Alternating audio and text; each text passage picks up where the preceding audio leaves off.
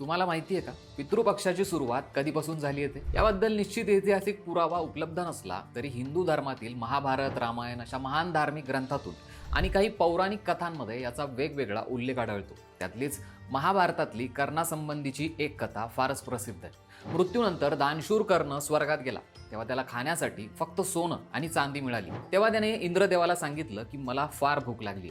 इंद्रदेवाने त्याला सांगितलं की तू आयुष्यभर फक्त सोन्याचं दान केलंस म्हणून इथे तुझ्यासाठी फक्त सोने चांदी आहे, पण तू कधीही अन्नाचं दान केलं नाहीस किंवा पूर्वजांचं श्राद्ध केलं नाहीस। त्यानंतर कर्णाला 15 दिवसांसाठी पृथ्वीवर परत पाठवलं गेलं जेणेकरून तो आपल्या पूर्वजांचं श्राद्ध करू शकेल। हाच 15 दिवसांचा काळ पितृपक्ष म्हणून ओळखला जातो। त्रेतायुगातल्या आणखीन एका कथेनुसार तर जेव्हा भगवान राम लक्ष्मण आणि सीता वनवासात गेले होते तेव्हा गया इथे राजा दशरथ यांचं पिंडदान करण्याचा प्रसंग आला। त्यावेळी माता सीतेनं वाळूचं पिंड तयार करून आपले वडील राजा दशरथ यांना अर्पण केलं होतं, ज्यातून पितृपक्षाची परंपरा किती प्राचीन आहे हे दिसतं। महाभारताच्या अनुशासन पर्वामध्ये देखील भीष्म पितामह आणि युधिष्ठिर यांच्यातील संवादात श्राद्धाचं सविस्तर वर्णन आढळतं। अत्री मुनींनी महर्षी निमी यांना आपल्या मुलासाठी श्राद्ध करण्याचा सल्ला दिला होता अशी ही एक कथा आहे। गरुड पुराणातही भगवान विष्णूंनी गरुड देवाला पितृपक्षाचं महत्त्व सांगितलंय। तसंच भविष्य पुराण, यमस्मृती आणि मत्स्य पुराण यांसारख्या ग्रंथांमध्येही श्राद्धाचे विविध प्रकार आणि त्याचे नियम दिलेत।